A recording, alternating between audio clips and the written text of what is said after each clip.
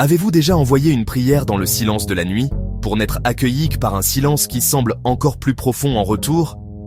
Avez-vous déjà crié du fond de votre âme, demandant pourquoi vous devez endurer une souffrance si profonde, pourquoi votre chemin est devenu si difficile à parcourir? Vous n'êtes pas seul à vous poser cette question. Tant d'hommes et de femmes, à travers l'histoire des personnes de grande foi, des personnes de peu de foi, se sont retrouvés aux prises avec ce même mystère. Si Dieu est bon, pourquoi permet-il ces épreuves?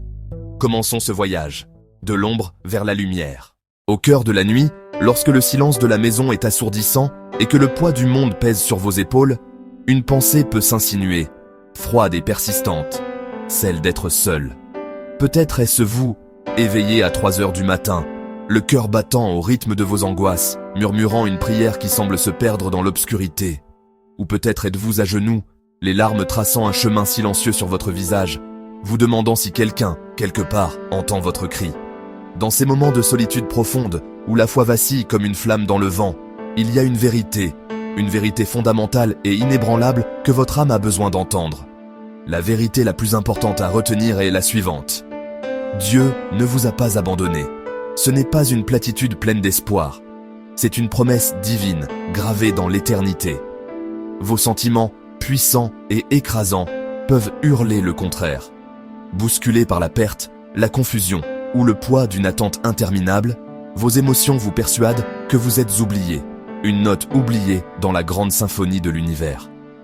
Mais ces promesses sont un roc au milieu de l'océan déchaîné de vos sentiments, une ancre pour votre âme qui menace de dériver. Écoutez ce que le Créateur de l'univers vous murmure personnellement à travers les âges. Ésaïe 43, verset 2, proclame « Quand tu traverseras les eaux, je serai avec toi, et quand tu traverseras les fleuves, ils ne te submergeront pas. Quand tu marcheras au milieu du feu, tu ne seras pas brûlé, et la flamme ne te consumera pas. » Remarquez que la promesse n'est pas l'absence d'épreuves. Les eaux peuvent être le diagnostic d'un médecin qui fait basculer votre monde.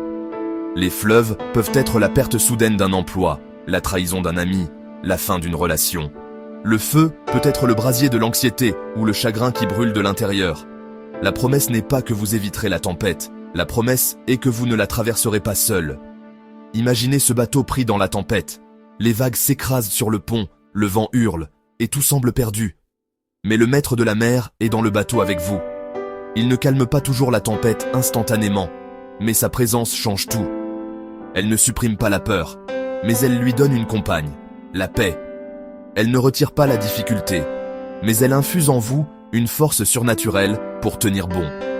Son regard est fixé sur le rivage que vous ne pouvez pas encore voir, et son calme devient l'encre qui stabilise votre cœur affolé. Parfois, la tempête doit suivre son cours, mais vous continuez d'avancer, non pas par votre propre force, mais porté par la sienne. Vous n'êtes jamais vraiment seul dans votre souffrance. Dieu est plus proche que votre propre souffle. Sa voix, un doux murmure sous le vacarme de la tempête, disant « Tiens bon, je suis là ». C'est dans ces moments d'épreuve que la foi n'est plus une théorie, mais une réalité vécue. C'est là que sa proximité devient la chose la plus réelle de votre vie. Accrochez-vous à cette promesse, il est avec vous. Au-delà du réconfort immédiat que Dieu nous offre dans nos tempêtes, il y a une œuvre plus profonde, plus transformatrice, la purification. Ce n'est pas simplement une question de se sentir mieux, mais de devenir meilleur, plus pur, plus semblable à celui qui nous a créés. Imaginez un morceau d'or brut, tout juste extrait de la terre. Pour révéler sa véritable splendeur, il doit être placé au cœur du feu le plus ardent. Cette chaleur intense n'est pas destinée à le détruire, mais à le purifier, à le rendre parfait. Sous l'effet de la chaleur, les impuretés, les scories, remontent à la surface. L'artisan, attentif et patient, les enlève avec une précision infinie, encore et encore, jusqu'à ce que plus rien d'impur ne subsiste. Ainsi Dieu, le divin artisan de nos âmes, nous fait parfois traverser le creuset de l'affliction. Il supervise le processus avec une sagesse et une attention que nous ne pouvons pas toujours comprendre sur le moment. Ce n'est jamais par cruauté, mais toujours par un amour profond et rédempteur. Le feu de l'épreuve est destiné à consumer ce qui, en nous, n'est pas de lui. L'orgueil, la peur, l'amertume, l'autosuffisance. L'apôtre Jacques nous donne une perspective divine sur ce processus. Dans son épître, au chapitre 1, versets 2 à 4, il écrit « Mes frères, regardez comme un sujet de joie complète les diverses épreuves auxquelles vous pouvez être exposés, sachant que l'épreuve de votre foi produit la persévérance. Mais il faut que la persévérance accomplisse parfaitement son œuvre, afin que vous soyez parfaits et accomplis, sans faillir en rien. » Pensez à cette jeune femme, appelons-la Sarah, qui a perdu son emploi soudainement. Au début, c'est la panique, la colère, l'injustice. Elle prie, mais ses prières semblent se heurter à un mur de silence. C'est son creuset. Semaine après semaine, forcée de dépendre de Dieu d'une manière nouvelle, elle voit les scories de son indépendance et de sa peur de l'avenir remonter. Lentement, elle apprend à faire confiance, à trouver sa valeur non pas dans son statut professionnel, mais dans son identité en Christ. La persévérance s'installe. Cette persévérance mène à la maturité spirituelle. Avant l'épreuve, nous sommes souvent marqués par l'orgueil, la peur et une confiance fragile en nos propres forces. Après l'épreuve, si nous nous laissons façonner, notre foi est plus pure, plus brillante, plus résiliente. Soyons honnêtes, le creuset n'est jamais confortable. Il est brûlant. Il expose nos faiblesses les plus profondes, nos idoles secrètes. Il nous confronte à nos péchés cachés et nous force à nous appuyer sur Dieu comme jamais auparavant. C'est dans cette reddition totale que la véritable transformation commence. Et le résultat, un cœur qui reflète davantage le sien. Une foi qui a été éprouvée par le feu et qui en est sortie non pas affaiblie, mais fortifiée. L'artisan sait que l'or est pur quand il peut y voir son propre reflet.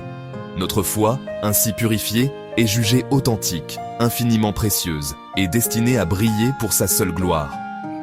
Rappelez-vous, Dieu ne permet jamais une épreuve sans but. Derrière chaque moment de douleur, derrière chaque larme, se cache la promesse d'une transformation divine, la main aimante de l'artisan qui nous façonne à son image. L'épreuve, comme un désert aride, sert de miroir implacable, révélant la véritable nature de nos cœurs. Imaginez-vous là. Pas de luxe, pas de chemin facile, pas de distraction pour masquer qui vous êtes, vraiment. Il n'y a que vous, le sable qui s'étend à l'infini, et le soleil qui pèse sur vos épaules. Dans cette simplicité brutale, toute prétention est balayée par le vent chaud. Ce qui reste, c'est l'essentiel. Votre soif, votre lassitude, vos peurs les plus profondes. Mais aussi, et surtout, vos motivations véritables. Pourquoi continuez-vous d'avancer ? Qu'est-ce qui alimente votre espoir, ou au contraire, votre désespoir ? C'est précisément le voyage que Dieu a fait faire à son peuple.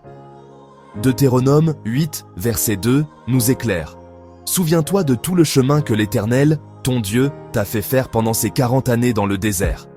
Pourquoi une telle épreuve ? La suite est révélatrice. Afin de t'humilier et de t'éprouver, pour savoir quelles étaient les dispositions de ton cœur. Pour Israël, le désert a révélé une tendance à la plainte, un manque de confiance persistant et une nostalgie dangereuse pour la servitude passée. Ce fut une leçon d'humilité radicale, apprendre à dépendre de Dieu, non pas pour l'abondance, mais pour le pain de chaque jour. Et pour nous, aujourd'hui, nos déserts personnels prennent d'autres formes, une maladie, une perte d'emploi, une relation brisée. Mais le principe demeure, nos choix, nos paroles, nos prières sous pression révèlent l'état de notre cœur. Face à l'adversité, que laissons-nous jaillir ? L'amertume et la colère, ou l'humilité et une recherche plus profonde de Dieu ? Tentons-nous de tout contrôler par notre propre ingéniosité, ou apprenons-nous à faire confiance en son timing et en sa provision, même quand le chemin est incertain ? L'épreuve n'invente rien de nouveau en nous.